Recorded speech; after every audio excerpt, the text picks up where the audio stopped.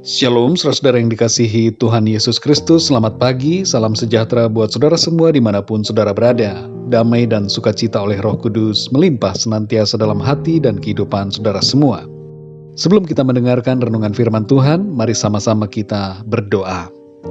Bapa kami yang di surga, Bapa di dalam nama Tuhan Yesus Kristus, kami mengucap syukur untuk pagi hari ini.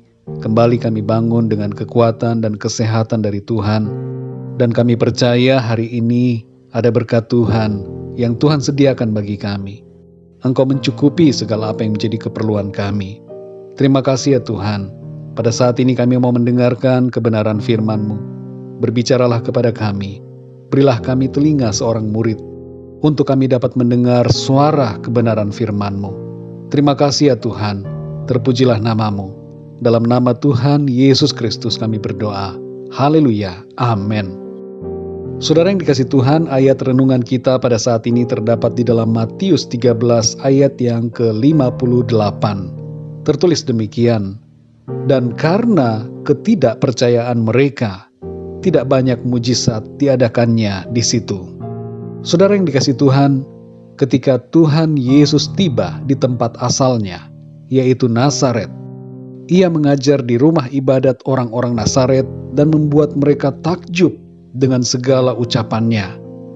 Tapi kemudian orang-orang di sana mulai mempertanyakan asal-usulnya, lalu mulai meragukan Tuhan Yesus karena penilaian-penilaian mereka secara lahiriah. Mereka pun kemudian menjadi tidak percaya kepada Tuhan Yesus. Dan ternyata saudara, kita lihat di sini ada akibat dari ketidakpercayaan. Dalam Matius 13 ayat yang ke-58 dikatakan, dan karena ketidakpercayaan mereka, tidak banyak mujizat diadakannya di situ. Saudara yang dikasih Tuhan, ketidakpercayaan menghambat terjadinya mujizat Tuhan. Kalau kita rindu mujizat terjadi dalam kehidupan kita, maka kita perlu untuk percaya dengan sungguh kepada Tuhan. Memang saudara, perlu juga kita pahami bahwa sebagai anak-anak Tuhan yang sungguh-sungguh, fokus kita bukanlah mujizat Tuhan, tapi fokus kita adalah Tuhan. Namun demikian saudara, selama kita hidup di bumi ini, kita harus menjalani hidup kita dengan iman. Karena kalau kita sudah berada di sorga, maka kita tidak perlu lagi iman, sebab kita sudah berjumpa muka dengan Tuhan. Mengapa kita perlu beriman selama hidup di bumi ini? Karena itu juga adalah merupakan perintah Tuhan. Saudara yang dikasih Tuhan, dalam Matius 13 ayat 53 sampai 58, kita dapat membaca penyebab dari ketidakpercayaan mereka, yaitu mereka belum mengenal Tuhan Yesus secara mendalam. Mereka hanya tahu sebagian kecil dari Kristus, dan mereka melihat hal-hal yang negatif dari dirinya. Iman percaya kita hendaknya benar-benar lahir dari pengenalan kita yang mendalam akan Tuhan. Dan iman kita haruslah iman yang sungguh, percaya dengan segenap hati kita. Saudara yang terkasih, ada beberapa penyebab yang menghambat kita mengalami mujizat Tuhan, yaitu pertama, tidak percaya. Yang kedua, mengandalkan pikiran kita sendiri. Yang ketiga, terikat dengan dosa atau kuasa-kuasa kegelapan. Yang keempat, lebih percaya kepada hal-hal yang lain daripada kepada Tuhan. Misalnya mitos, tahayul, cerita-cerita legenda dan sebagainya. Yang kelima, bersandar pada kekayaan atau kekuatan diri sendiri.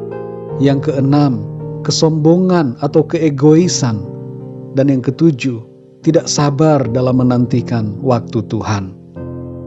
Saudara yang dikasih Tuhan, kita semua pasti merindukan agar hidup kita mengalami pertolongan dan mujizat Tuhan.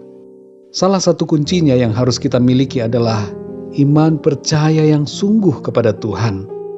Tentu saudara, kita harus hidup dalam kebenaran firman Tuhan, bukan hanya menjadi pencari-pencari mujizat, tapi kita benar-benar harus menjadi pencari-pencari Tuhan. Saudara yang dikasih Tuhan, Kalau selama ini kita ragu akan kemampuan Tuhan, kita ragu akan kuasa Tuhan, maka ubahlah sikap hati kita, ubahlah pikiran kita.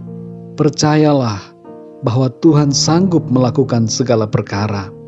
Apa yang Tuhan sanggup lakukan dulu, masih sanggup Ia lakukan hari ini, dan Ia juga masih sanggup melakukannya di hari esok dan di masa depan kita.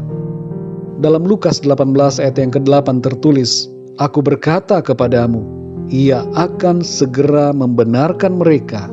Akan tetapi, jika Anak Manusia itu datang, adakah Ia mendapati iman di bumi?"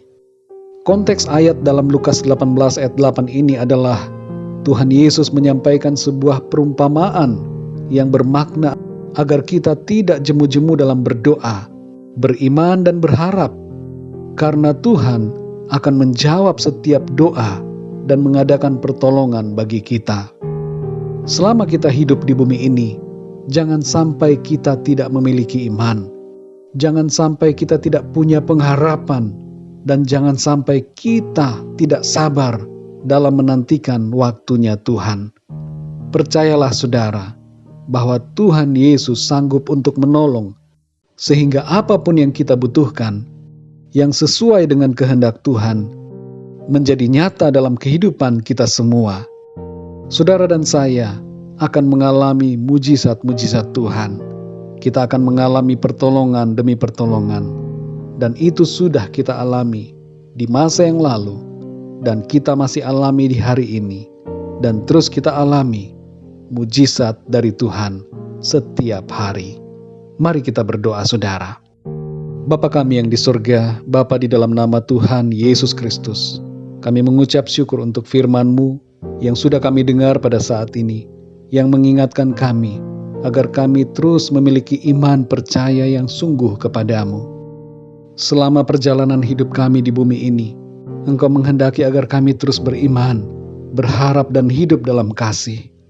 Tuhan tolong kami, supaya kami tetap memiliki iman yang sungguh, iman yang benar-benar total kepadamu Tuhan. Ampuni kami kalau selama ini kami masih sering mengandalkan diri kami sendiri. Kami mengandalkan kepandaian kami mengandalkan kekuatan diri kami. Ampuni kami Tuhan, tolong kami, supaya kami senantiasa bersandar kepadamu, mengandalkan Engkau Tuhan, dan beriman penuh kepadamu. Terima kasih ya Tuhan untuk firman-Mu. Pimpinlah kami di sepanjang hari ini, dalam segala aktivitas yang kami lakukan, tugas-tugas, tanggung jawab, dan pelayanan kami.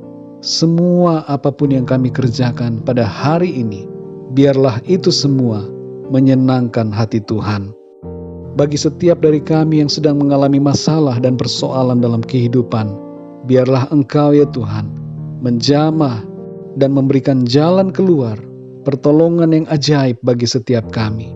Dan ajar kami Tuhan untuk terus bertumbuh, menjadi pribadi yang semakin mengenal Engkau dan hidup berkenan kepadamu. Terima kasih Bapa. Dalam nama Tuhan Yesus Kristus, kami berdoa dan mengucap syukur. Haleluya. Amin. Puji Tuhan, saudara yang dikasihi Tuhan, saya percaya firman Tuhan menjadi berkat dan kekuatan buat saudara semua, dan Roh Kudus akan menolong saudara untuk lebih lagi memahami kebenaran firman Tuhan. Tuhan Yesus memberkati saudara semua. Sampai jumpa dalam renungan yang berikutnya. Haleluya.